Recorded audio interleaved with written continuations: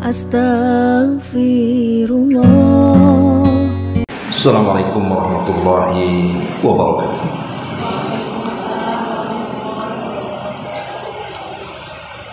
Ya Alhamdulillah wassalatu wassalamu ala Rasulillah wa ala alihi wa sahbihi wa mawalah wa la hawla wa la quwata illa billahi wa ba'd. Alhamdulillah, di pagi menjelang siang ini kita bisa duduk kembali bertolabul ilmi di Masjid Nurul Hidayah, dan termasuk pada halaman ke-75 dari kitab 175 Jalan Menuju Surga pada poin ke-26. Apa yang dikatakan oleh surga dan neraka tentang mereka. Kita baca hadisnya baru kita jelaskan. Nabi SAW bersabda dalam hadis yang dikeluarkan Imam Tirmidzi dan disahihkan oleh Syekh Albani rahimahullah ta'ala, man sa'ala Allahal jannata thalatha marratin qalatil jannatu Allahumma adkhilhul jannah wa man istajara minan nari thalatha marratin qalatin naru Allahumma ajirhu minan nar. Barang siapa yang memohon sorga kepada Allah sebanyak 3 kali, dalam riwayat 7 kali,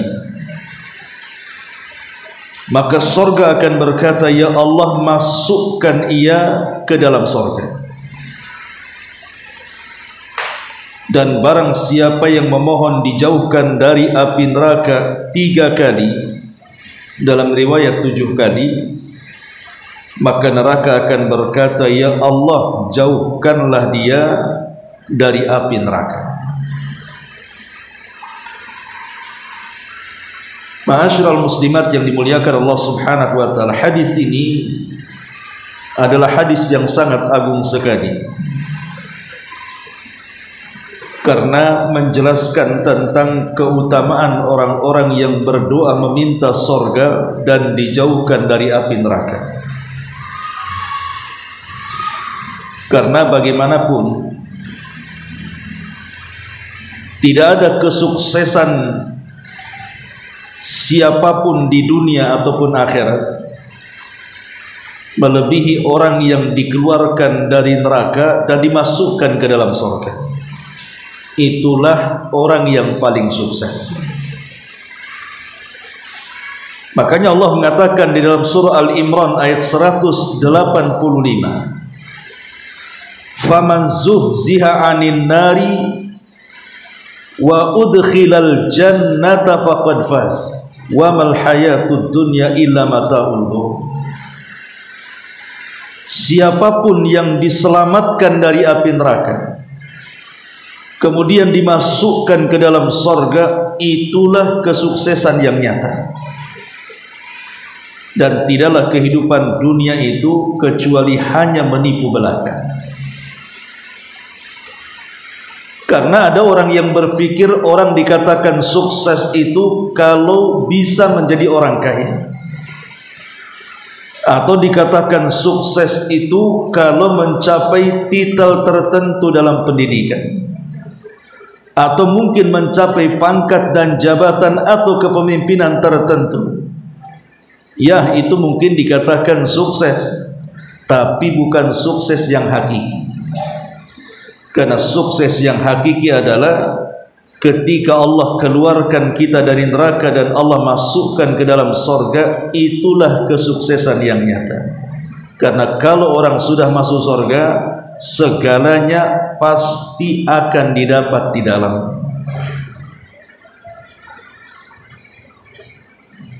Al-Imam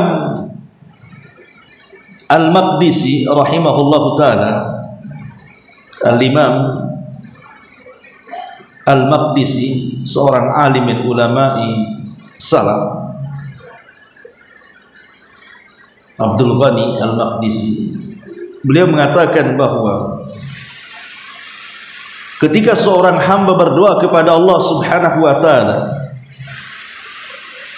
maka yang paling agung permintaan dalam doa itu 3 perkara. Yang pertama, minta kepada Allah Subhanahu wa ta'ala agar kita dimasukkan ke dalam surga Firdaus. Jadi ibu kalau berdoa, kata Imam Abdul Ghani Al-Maqdisi rahimahullahu ta'ala, maka mintalah kepada Allah agar kita dimasukkan ke dalam surga Firdaus. Kenapa surga Firdaus? Karena memang surga Firdaus itu adalah setinggi-tingginya surga. Dalam hadis Rasul mengatakan, idza sa'altumullaha fas'alul firdausil a'la fa innahu a'lal jannah wa fawqahu arsyur rahman. Apabila kalian meminta surga, kata Rasul, mintalah surga Firdaus yang paling tinggi. Karena surga itu adalah surga yang paling tinggi, di mana atapnya adalah arsy Allah Subhanahu wa ta'ala. Maka jangan pernah tinggalkan ketika meminta sesuatu kepada Allah, mintalah yang pertama surga Firdaus. Yang kedua, meminta kepada Allah Subhanahu wa ta'ala akan keridhaan. Minta kepada Allah agar Allah redha dengan kita. Sebab kalau Allah Subhanahu wa ta'ala tidak redha dengan kita, maka Allah tidak akan pernah memasukkan kita ke dalam surga. Minta kepada Allah, as'aluka ridhaka wal jannah. Ya Allah, aku minta keridhaanmu dan minta surgamu. Lihat Nabi Adam alaihi salatu wassalam, ketika dimasukkan ke dalam surga, kemudian dia melakukan kesalahan di dalam surga yang membuat Allah murka. Apa yang terjadi? Allah keluarkan dia dari surga. Makanya ketika penduduk surga ditawarkan oleh Allah Subhanahu wa ta'ala, mintalah kalian kepadaku karena hari ini adalah hari tambahan nikmat bagi kalian. Penduduk surga tidak ada yang mampu untuk menjawab, karena nikmat yang Allah anugerahkan kepada mereka di surga itu sudah cukup. Tetapi Nabi Adam kemudian berdiri dan mengatakan di hadapan penduduk surga, mintalah kepada Allah agar Allah redha kepada kalian. Sebab sekali Allah murka kepada kalian, bisa saja Allah keluarkan kalian dari neraka sebagaimana bapak kalian dulu dikeluarkan dari neraka. Jadi selain minta surga Firdaus yang paling tinggi, yang kedua kata Imam Abdul Ghani Al-Maqdisi, minta keridhaan Allah Subhanahu wa ta'ala supaya Allah memasukkan kita ke dalam surga. Yang ketiga, ini yang paling tinggi tingkatan, bukan hanya minta Firdaus, surga yang paling tinggi, bukan hanya minta redha-Nya Allah supaya kita masuk ke dalam surga dan tidak dikeluarkan lagi dari surga, tapi lebih daripada itu, minta agar Allah Subhanahu wa ta'ala mampu kita lihat di surga, mampu kita pandang di surga. Karena itulah nikmat yang paling besar. Tidak ada nikmat yang lebih besar dibandingkan seorang mukmin itu mampu melihat wajah Allah. Makanya Nabi SAW mengatakan, innakum satarawna rabbakum kama tarawnal qamara lailata badri taman. Sungguh kalian akan melihat Rabb kalian seperti melihat bulan purnama ketika purnama-purnamanya. la tudhamuna syai'an li ru'yati, kalian tidak akan berdesak-desak saat melihatnya. Dan itulah kenikmatan yang sesungguhnya yang Allah anugerahkan bagi seorang mukmin apabila ditakdirkan masuk ke dalam surga. Bahkan memandang Allah jauh lebih nikmat dibandingkan kenikmatan yang ada di surga itu sendiri. Maka kalau kita berdoa kepada Allah, jangan lewatkan 3 perkara ini, kata Abdul Ghani Al-Maqdisi. Pertama, minta surga Firdaus. Artinya jangan tanggung-tanggung kalau minta surga itu, minta yang paling tinggi. Kemudian yang kedua, minta redha, supaya kalau Allah takdirkan kita masuk surga, Allah tidak keluarkan lagi kita dari surga. Dan yang ketiga, minta agar kita bisa melihat Allah Subhanahu wa ta'ala.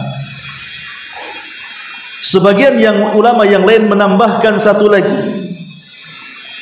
minta kepada Allah Subhanahu wa ta'ala akan ampunan dari dosa-dosa kita, karena dosa itulah yang menghalangi kita masuk ke dalam surga. Inilah 4 perkara jadinya semuanya ya. Minta Firdaus, minta ridhonya Allah, minta agar kita mampu melihat Allah, dan minta ampunan akan dosa-dosa yang pernah kita lakukan. Inilah 4 doa dan permintaan yang paling agung dalam setiap doa. Jangan lupa sisipkan 4 perkara ini. Ma'asyiral muslimat yang dimuliakan Allah Subhanahu wa ta'ala, dahulu di zaman Nabi sallallahu alaihi wasallam, saat Nabi sallallahu alaihi wasallam sedang tawaf bersama beberapa para sahabatnya, di antaranya Mu'adz bin Jabal radhiyallahu anhu, sedang tawaf mengelilingi Ka'bah. Tiba-tiba kemudian datang Arab Badui menemui Nabi sallallahu alaihi wasallam dan mengatakan, "Ya Rasulullah, aku tidak bisa merangkai doa seindah dirimu, dan aku juga tidak bisa merangkai doa seindah Mu'adz ibn Jabal." Jadi saat tawaf itu Rasulullah SAW berdoa dengan doa yang panjang, begitu juga Mu'adz bin Jabal radhiyallahu anhu. Maklum di Arab Badui tidak mampu merangkai kata-kata yang baik dalam berdoa ini. Maka Nabi SAW mengatakan, "Lalu selama engkau tawaf itu apa yang kau katakan?"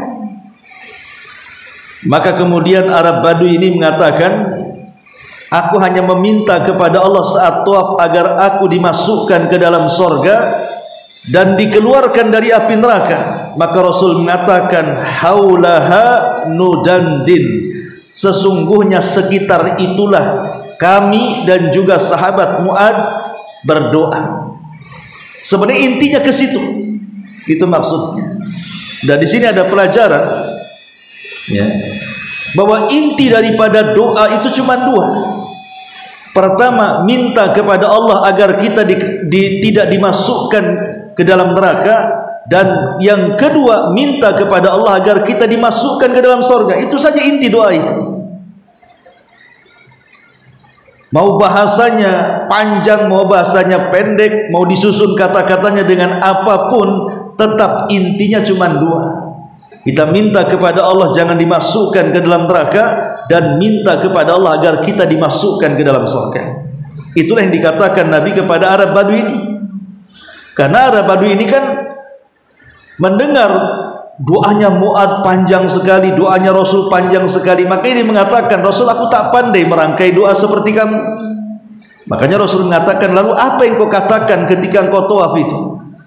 Maka Arab Badui mengatakan, "Ya pokoknya aku mintalah kepada Allah agar aku dimasukkan ke dalam surga dan tidak dimasukkan dari neraka." Kata Rasul, "Doa yang kami panjatkan yang panjang ataupun Mu'adz, ya sekitar itu juga," kata Rasul.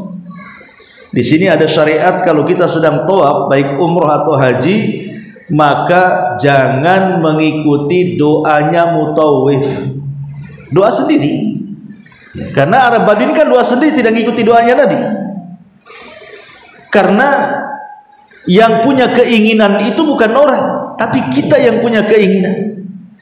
Justru ketika kita berdoa dari diri kita sendiri, yang keluar dari hati kita, itulah sebenarnya keinginan kita. Tapi kalau kita mengaminkan doanya mutawif, kan belum tentu keinginan kita masuk dalam doanya. Ma'asyiral muslimat yang dimuliakan Allah Subhanahu wa taala, menunjukkan bahwa doa minta kepada Allah agar kita dimasukkan ke dalam surga dan dijauhkan dari neraka itu adalah diajarkan Nabi SAW kepada para sahabatnya. Ya, secara otomatis juga diajarkan kepada kita. Makanya kenapa dalam salat apabila kita sebelum salam, kan kita dianjurkan berlindung dari 4 perkara, kan? Apa saja? Allahumma inni a'udzubika min adzabi jahannam, wa min adzabil qabri, wa min fitnatil mahya wal mamat, wa min fitnati syarri al masihid dajjal. Lah salah satunya Rasul meminta kepada kita untuk berlindung dari azab jahannam.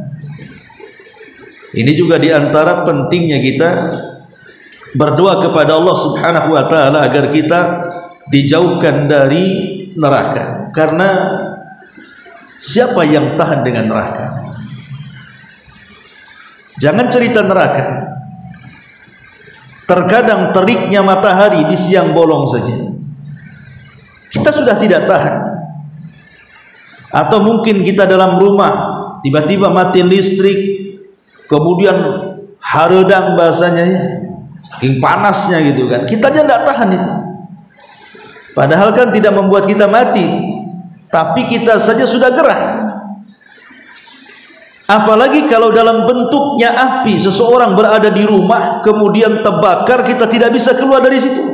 Ini baru api dunia. Betapa banyak kemudian orang yang terperangkap dalam kebakaran itu, kemudian setelah api hilang, gosong tinggal arangnya saja. Bagaimana kemudian azab di akhirat? Tentu neraka jauh lebih panas. An-naru asyaddu harran law kanu ya'lamun. Kata Allah, neraka itu jauh lebih panas kalau seandainya mereka tahu. Makanya serendah-rendahnya azab yang diberikan Allah Subhanahu wa taala kepada penduduk neraka itu siapa? Abu Talib. Itu azab yang paling rendah dari seluruh penduduk neraka. Kenapa? Karena Abu Talib hanya diletakkan di sandalnya neraka. Maksudnya nerakanya hanya sampai tumitnya saja, mata kakinya saja. Tetapi kata Nabi SAW, walaupun nerakanya hanya sampai di mata kaki Abu Talib, cukup mendidihkan kepalanya. Itu yang paling rendah. Macam mana pula yang paling berat?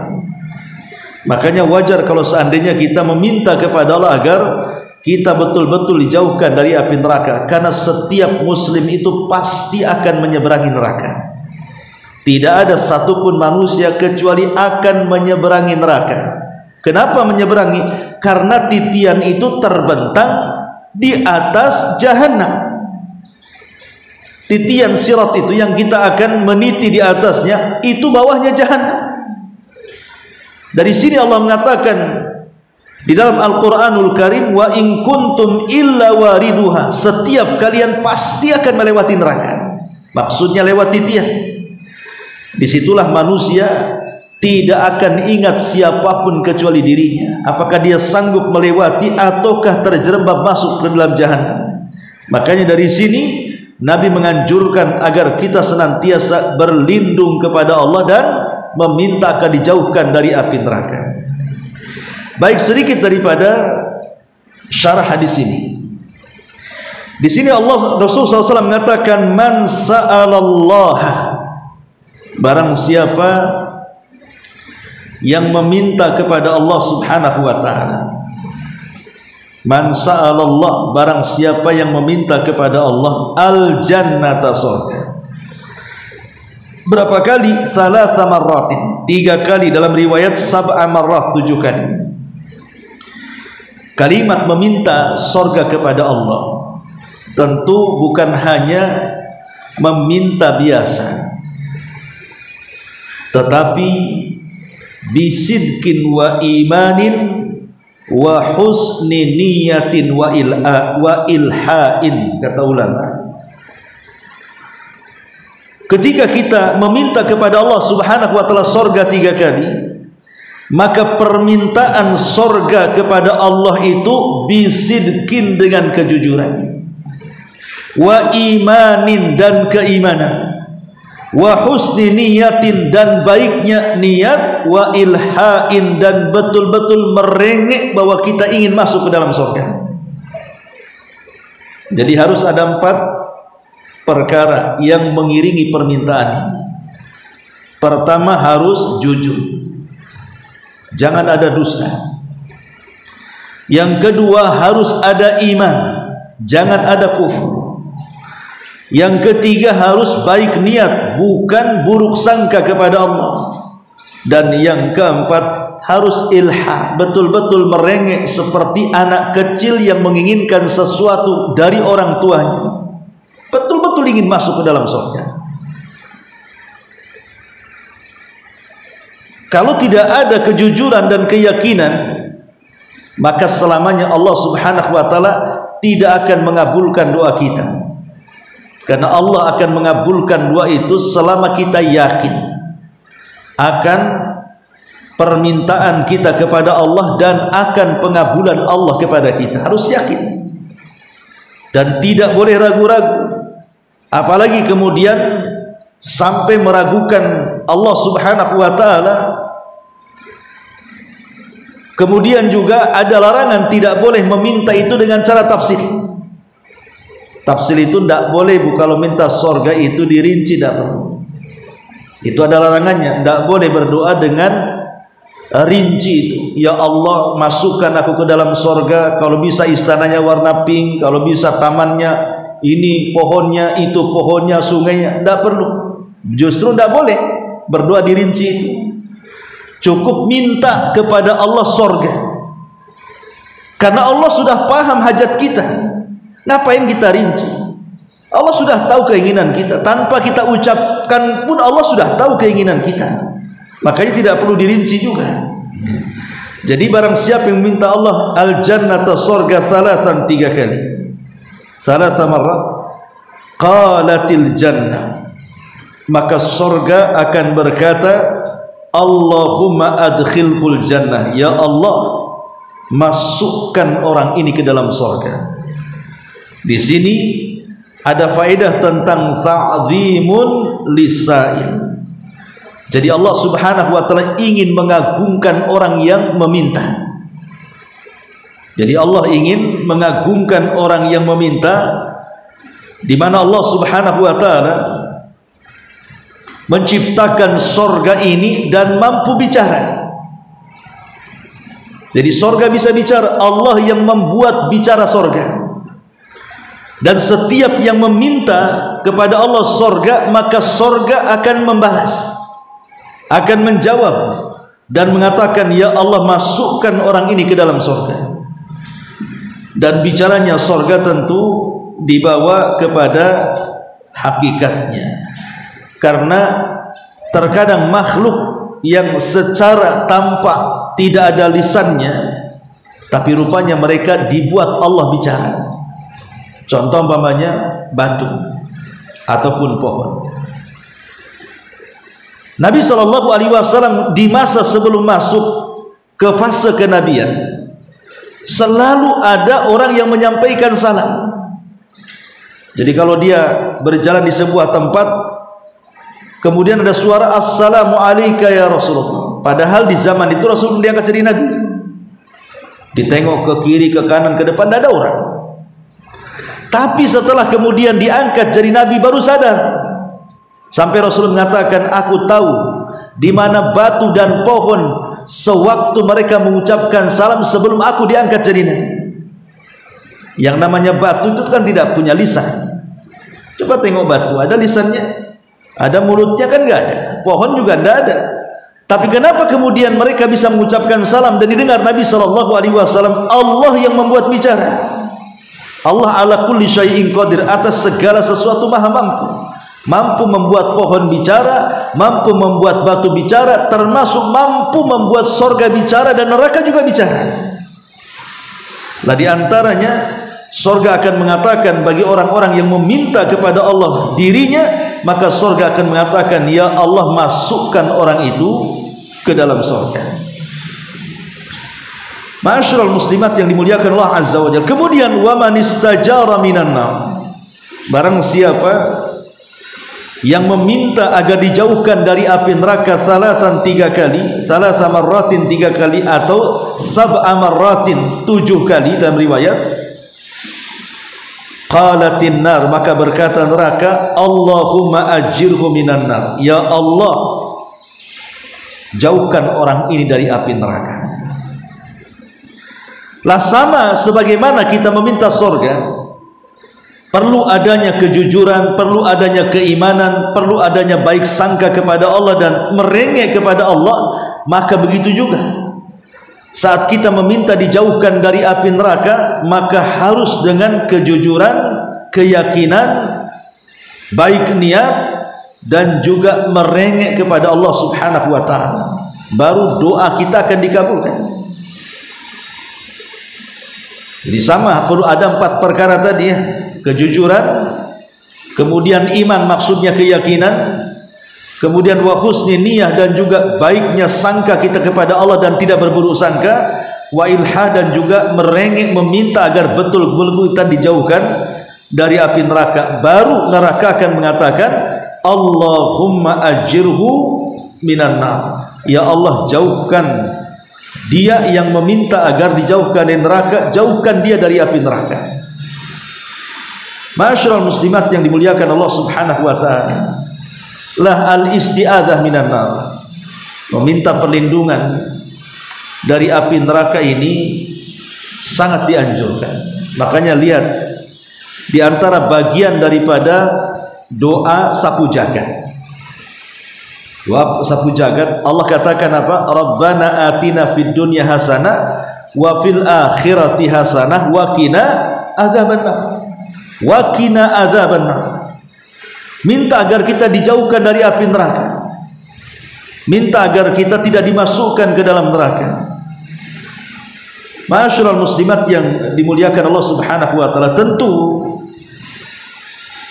hadis ini adalah satu bagian dari semua sebab-sebab yang memasukkan kita ke dalam surga. Jadi bukan satu-satunya saja.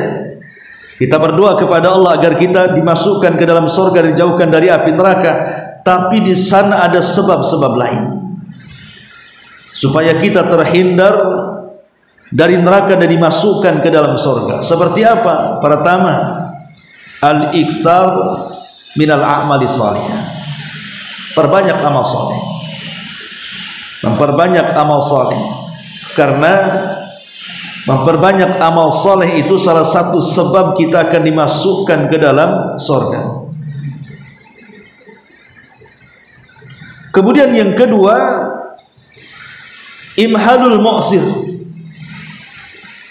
memudahkan orang yang sedang kesulitan, memudahkan orang yang sedang kesulitan, sampai dijelaskan oleh Abu Hurairah radhiyallahu anhu.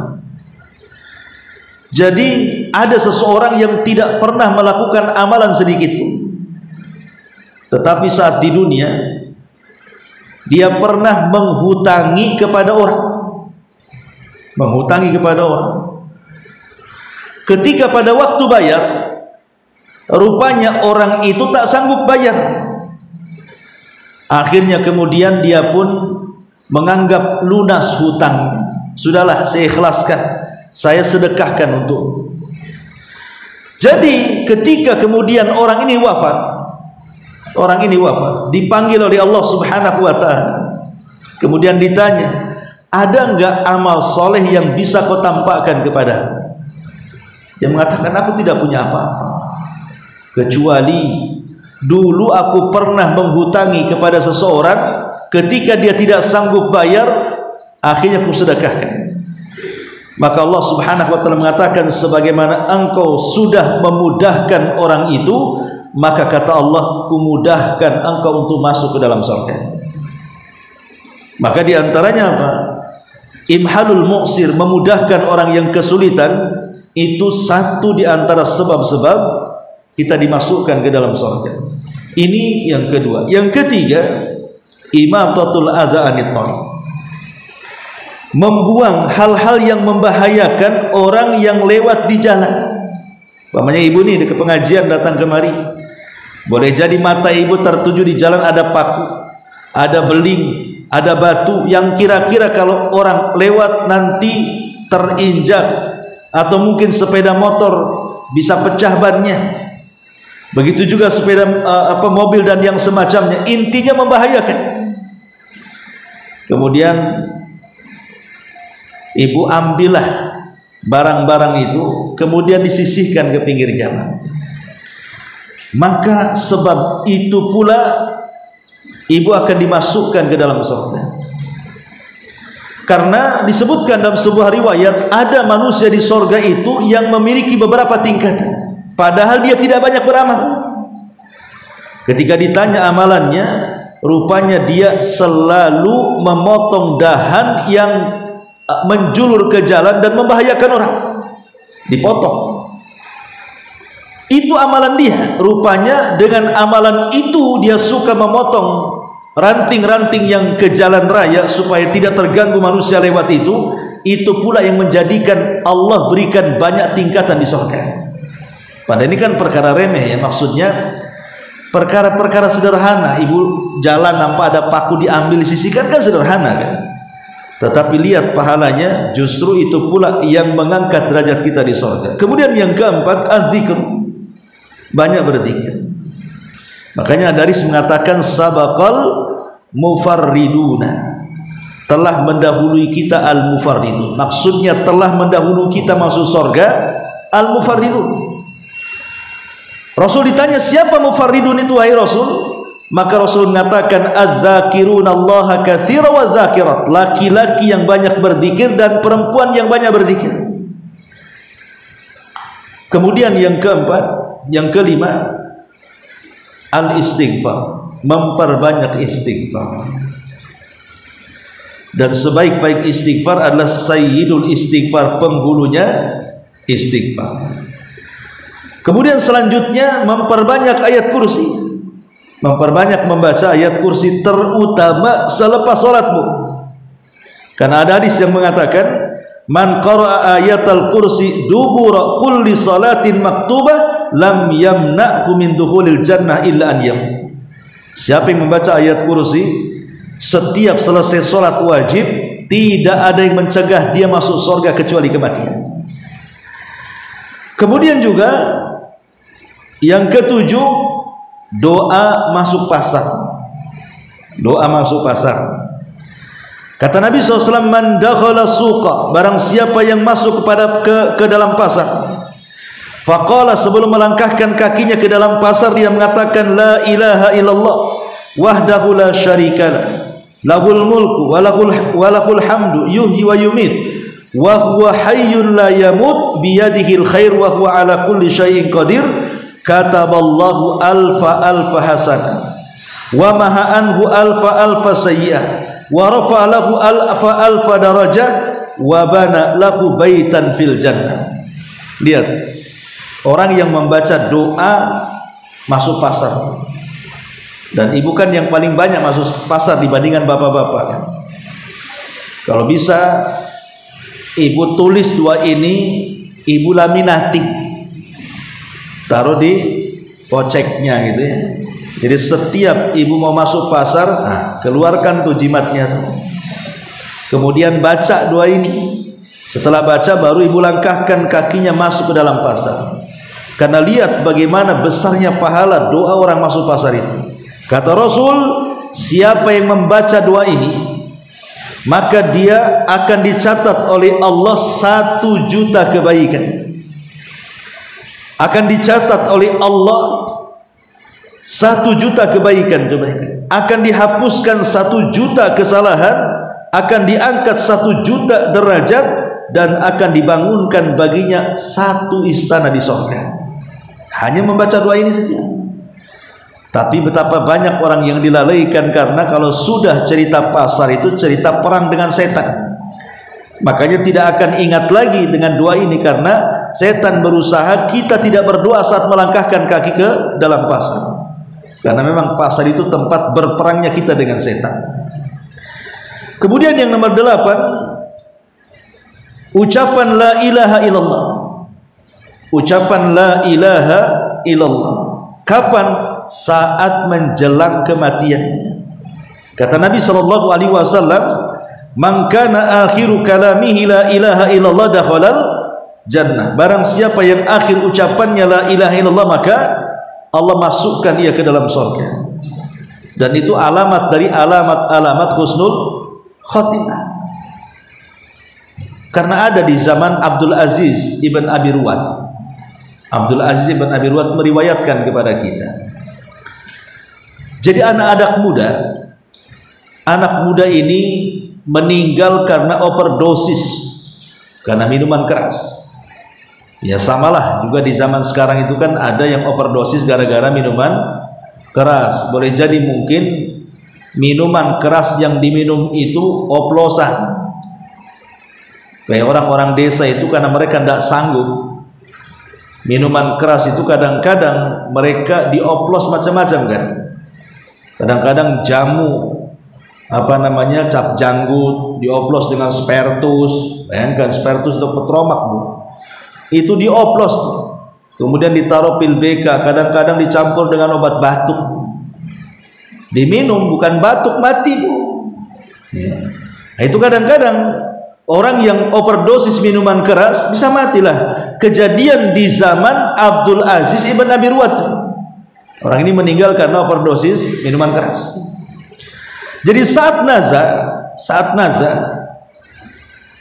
ada seorang alim berusaha untuk mentalkin dan mengatakan, "Qul ya gulam la ilaha illallah." Wahai gulam, katakan la ilaha illallah. Tapi apa jawabannya? Kafartu bila ilaha illallah. Aku kufur dengan kalimat itu, jangan kau ucapkan. Kemudian dia meninggal. Ya. Coba bayangkan bagaimana orang ini mengucapkan kalimat itu. Al jaza min jinsil amal, namanya balasan itu disesuaikan dengan amalannya. Karena sewaktu dia hidup dia tukang mabuk. Orang mabuk itu kan omongannya nggak bisa dipegang kan. Namanya orang mabuk, kadang-kadang asal ngomong aja orang mabuk itu. Terkadang memfitnah, terkadang menghina. Itulah orang mabuk. Makanya saat ditalkin pun orang mabuk tetap mabuk dia. Ketika disuruh mengucapkan la ilaha illallah, malah dia mengatakan aku kufur dengan kalimat itu. Persis seperti orang mabuk. Ya. Maka kalimat la ilaha illallah itu padahal adalah kunci daripada kunci-kunci surga. Kemudian yang ke-9, salat. Ya, salat itu adalah perkara yang paling besar, bahkan yang utama setelah syahadat, yang memasukkan kita ke dalam surga. Kemudian juga yang ke-10 puasa. Jelas puasa akan memasukkan kita ke dalam surga. Kata Rasul, "Man khutima lahu bisiyami yaumin dakhalal jannah." Siapa yang diakhiri hidupnya dengan puasa 1 hari saja karena Allah, maka dipastikan dia masuk surga. Bahkan kalau dia berpuasa di jalan Allah Subhanahu wa taala 1 kali puasa saja, Allah akan jauhkan wajahnya sejauh 70 musim atau 70 tahun perjalanan antara wajah dia dan api neraka. Kemudian yang nomor 11, al-infak. Berinfak, terutama suami istri. Ya tentu kalau suami berinfak dengan hartanya, kalau ibu berinfak dengan khidmatnya. Dan masing-masing infak juga. Ibu berkhidmat dengan suami itu infaknya. Kalau suami kan dengan uangnya, ya, dengan tenaganya. Maka infak ini salah satu jalan menuju surga. Kemudian juga yang nomor 12, al-hirsu ala birril walidain. Semangat untuk menyambung berbuat baik kepada orang tua. Karena ada hadis yang mengatakan bahwa birrul walidain itu awsatu abwabil jannah. Dia adalah pintu tercepat orang itu masuk ke dalam surga. Kemudian yang nomor 13, husnu tarbiyatil banat. Berusaha ibu kalau punya anak perempuan didik dengan baik. Karena Rasul mengatakan, "Man kana lahu thalathu banatin." Barang siapa yang Allah anugerahkan 3 anak perempuan, kemudian yu'wihinna wa yakfihinna wa yarhamhunna, berusaha untuk mendidiknya, berusaha untuk mencukupinya, berusaha untuk menyayanginya, faqad wajabat lahul jannah, maka dia wajib masuk surga. Karena mengarahkan anak perempuan itu lebih sulit dibandingkan anak laki-laki. Kalau laki-laki hilang 2-3 hari, paling di rumah kawannya. Kalau anak perempuan hilang 2 hari, apa nggak lapor polisi, Bu? Jangan diculik orang kan gitu.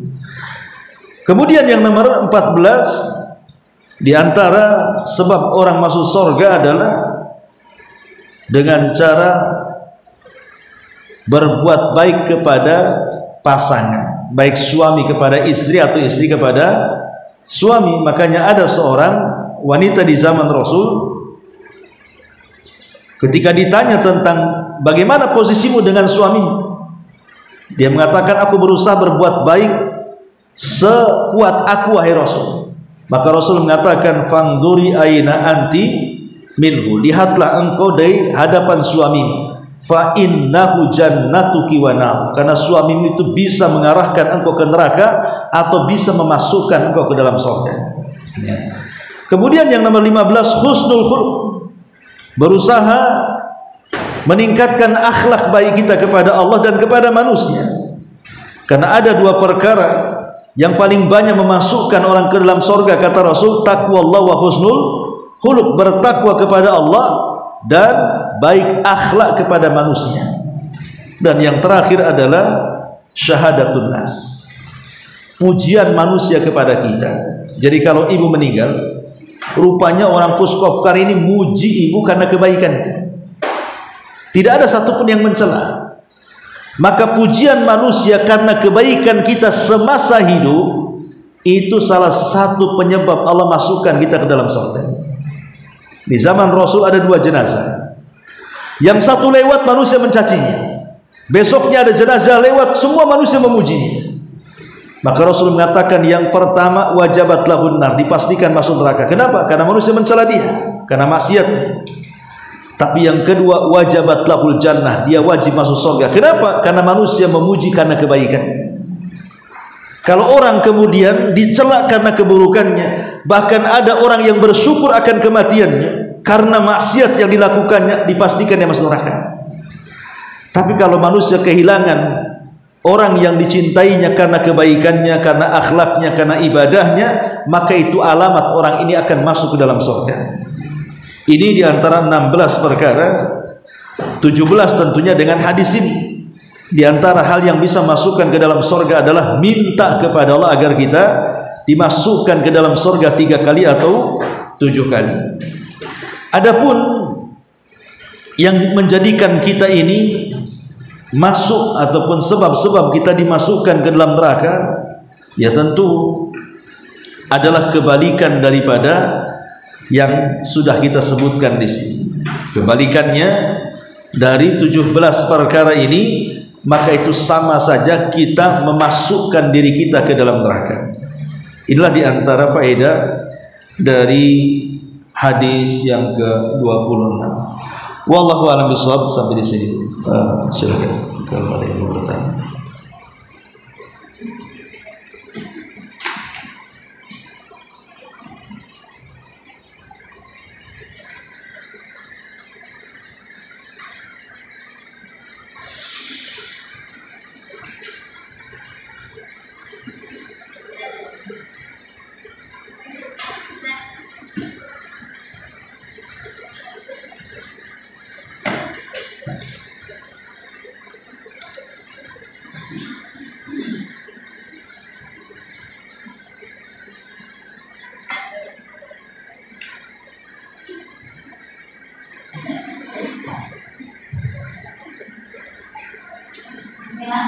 Iya. Kita kalau meminta surga itu harus didapat kecil ya Ustaz. Gimana? Meminta surga. Itu namanya berdoa kan banyak yang berdoa, banyak yang berdoa.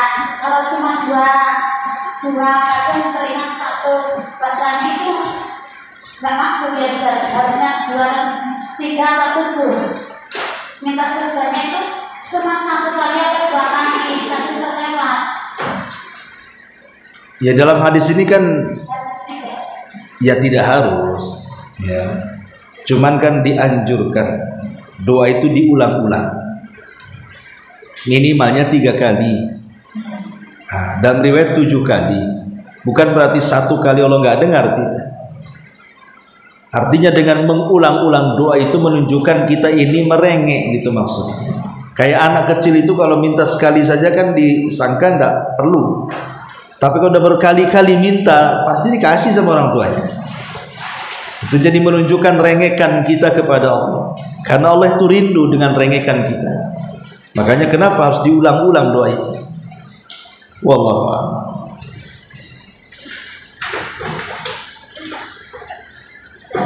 Kalau baca Al-Quran itu ada azab, tentang azab. Itu langsung doa itu bisa Baca Quran. nama di Al-Quran kan ada tentang azab neraka. Azab neraka. Oh, kira Adam. Azab ya. Ya. Kenapa? Azab. Nah itu langsung doa juga. Iya. Kan kita dalam sholat itu kan kita berlindung dari azab. Allahumma inni a'udzubika min azabi jahannam, wa min azabil qabri, wa min fitnatil mahya wal mamat, wa min syarri fitnatil masihid dajjal. Ya kita berlindung yang berkaitan dengan neraka itu, mau azabnya, mau kengeriannya, ya kita minta kepada Allah. Tapi kan Nabi SAW sudah mengajarkan, Nabi itu kalau mengajarkan doa singkat padat, tidak dirinci, global saja. Ya Allah masukkan aku ke dalam surga, ya Allah keluarkan aku dari azab neraka. Artinya dengan neraka saja berarti semua azabnya kita hindari. Ketika kita minta masuk ke dalam surga, itu semua nikmat yang kita surga kita pasti akan terima. Jadi cukup gitu saja. Maksudnya tadi kan di pembahasan pertama, kita kan berdoa macam-macam. Boleh jadi mungkin ibu punya kesulitan masalah kesehatan, ingin sembuh dari penyakit, masalah ekonomi ingin diangkat ekonominya supaya lebih baik lagi, atau masalah cekcok keluarga ingin cepat didamaikan. Kan kita perlu juga berdoa masalah-masalah seperti itu. Cuman maksudnya saat berdoa kita minta sehat, saat berdoa kita minta ekonomi, saat berdoa kita minta supaya diperbaiki rumah tangga, keluarga dan yang lainnya, sisipkan juga 4 perkara tadi. Apa 4 perkara tadi? Pertama, minta surga Firdaus, minta keridhaan Allah, minta agar kita juga mampu memandang wajah Allah, dan minta supaya dosa-dosa kita diampuni. Barulah kemudian minta perkara dunia tadi. Karena permintaan kita kepada akhirat itu harus 2/3 dari kandungan doa dibandingkan permintaan kita dari dunia. Jadi permintaan kita tentang dunia ini 1/3 saja. Tapi kalau akhirat harus 2/3, artinya kan lebih banyak itu bobotnya. Dari mana kemudian anjuran bahwa kita meminta akhirat itu 2/3 dan meminta dunia itu 1/3? Dari doa sapu jagat. Coba perhatikan doa sapu jagat. Rabbana atina fid dunya hasanah, 1. Wa fil akhirati hasanah, 2. Wa qina adzabannar, 3. Yang pertama itu minta dunia. Tapi yang kedua dan yang ketiga dua-duanya akhirat. Makanya dari sini kandungan doa sapu jagat itu, kalau minta dunia dalam doa 1/3 saja, yang 2/3-nya itu minta akhirat. Jangan kemudian dibesarkan dunianya, dikecilkan akhiratnya, gitu maksudnya. Besarkan permintaan akhiratnya, kecilkan permintaan dunianya. Itulah kandungan daripada doa sapu jagat, dan itu berlaku pada doa-doa yang lain. Wallahu a'lam.